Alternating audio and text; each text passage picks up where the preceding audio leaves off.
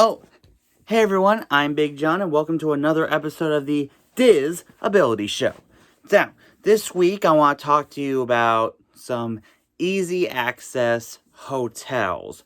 And by that I mean hotels that you can easily walk to or just or easy access it through either the monorail, the Skyliner, because not everyone wants to take a bus to a park, especially now with COVID. You don't want to be crammed in a bus with other people, despite all the plexiglass. And and also for those who feel uncomfortable with barely little old space between you and other people. So I want some hotels that you can easily walk to or take a monorail from or a Skyliner from. I first up one of our favorites, the Contemporary. It is right next door to the Magic Kingdom. Whenever we stay at Bay Lake, we always walk to the Magic Kingdom.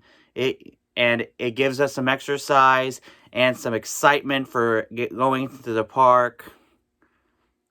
And the Contemporary is also on the monorail loop, as well as the Polynesian. Well, the Polynesian monorail isn't working right now because of the Polynesians getting the Moana refurbishment.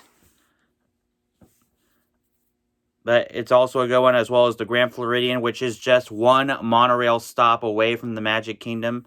We stayed there once, and maybe we'll do it again. We don't know. But it is very nice. It's a very good resort.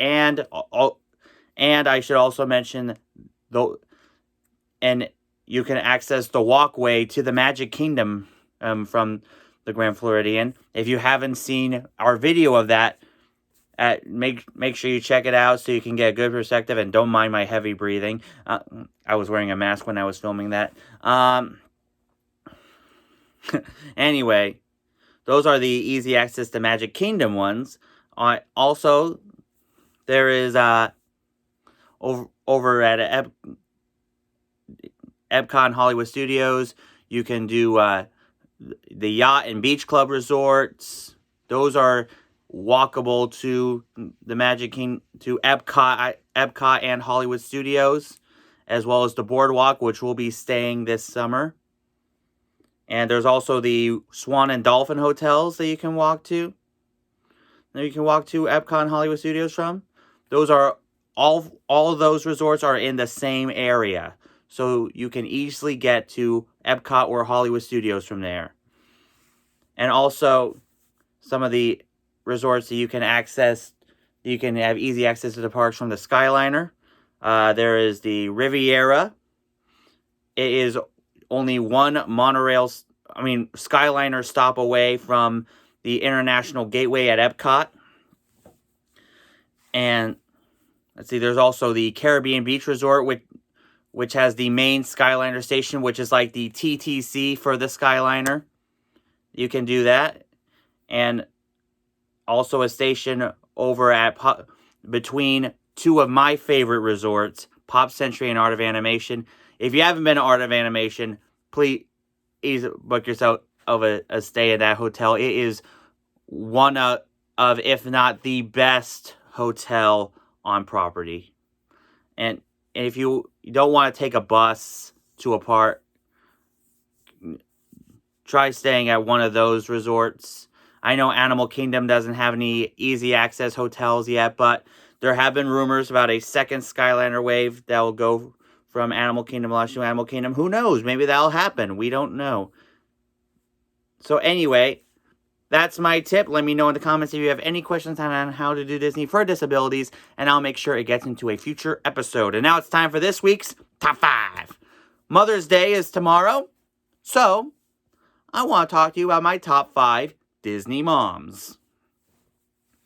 So, number 5, Mother Gothel from Tangled. Now I know she's a villain, and she pretends to want the best for Rapunzel, and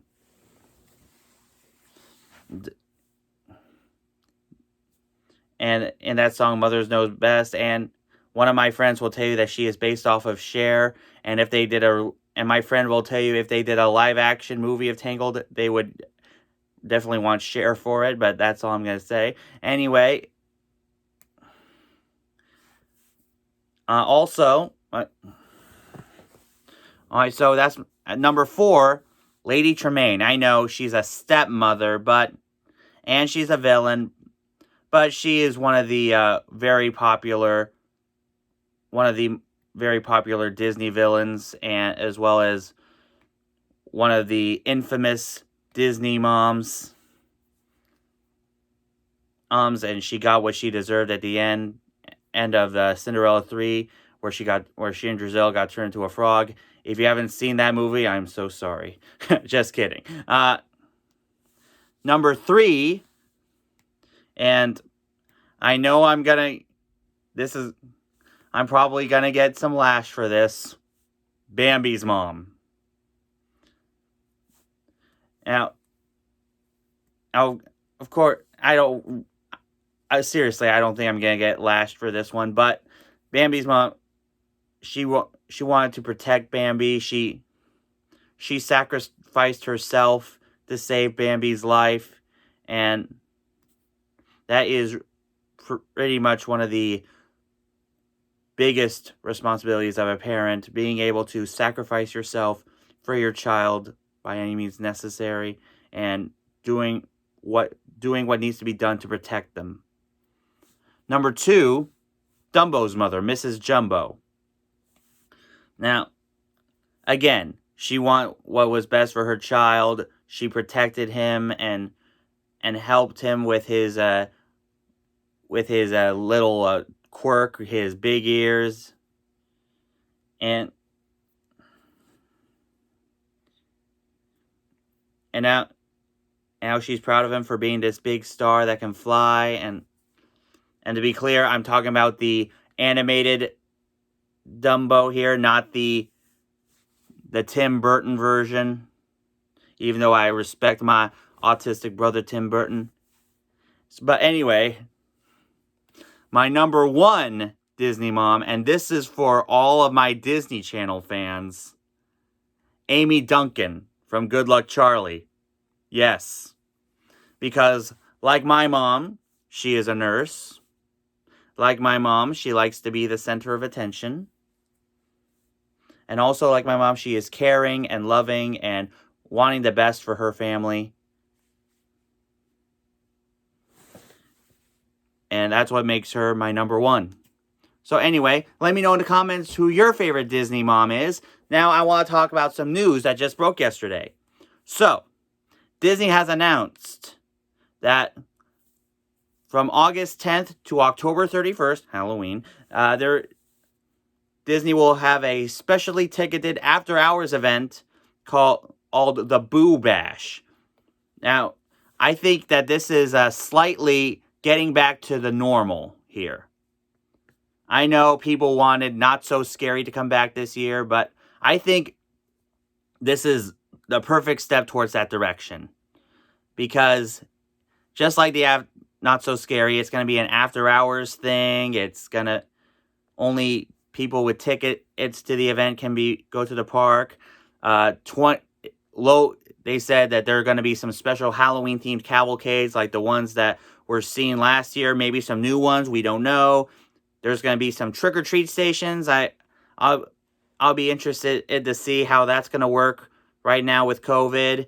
And as well as some special Halloween treats. Some characters meeting in socially distant areas. The Cadaver Dans, obviously. And also, I think if it's going to be like this, I think since Halloween is going to be like this, I have a good feeling that we'll probably see sort of the same thing come Christmas. So, I'd be interested to see how the Boo Bash works, so that we can get a good idea of what Christmas is going to look like this year. So, anyway, that's this week's show. As I mentioned, make sure you let me know in the comments if you have any questions on how to do Disney for people with disabilities, and I'll make sure it gets into a future episode. And now for this week's shout-outs, make sure you check out my friend Beth over at Beth's Disney Adventures. She is going live this Tuesday from the Magic Kingdom with her mom. Make sure you check her out. Also, make sure you check out my friend Taylor at Tremaine at Disney. Right, because Lady Tremaine. Small world, huh? Yeah, check her channel out, as well as my new buddy Nate paging Mr. Morrow. Oh, who I ran into a couple weeks ago at Animal Kingdom. Make sure you check him out. And if your kid wants a special magic surprise for their next Zoom birthday party, make sure you go to TerryWardPerformer.com. Terry Ward, a great magician. He is a citizen of Hollywood. They will return. But right now, because of COVID, he's doing some